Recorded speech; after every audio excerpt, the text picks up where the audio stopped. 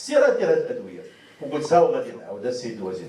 جميع الدول اللي اقل يعني من المغرب بلا ما نقول الاسماء ديالها كتبغي تستورد هذا الدواء كتصيفط لجنه داك لابوراتوار كتجلس تما ازيد من شهر ولا شهرين باش كتشوف لو بروسيسوس ديال داك الدواء شنو هو، واش فيه السلامه وفيه الشروط باش يمكن لي يستوردوا.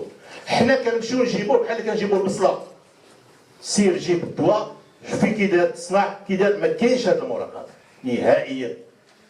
كنشري الدواء من برا وكنجيبو.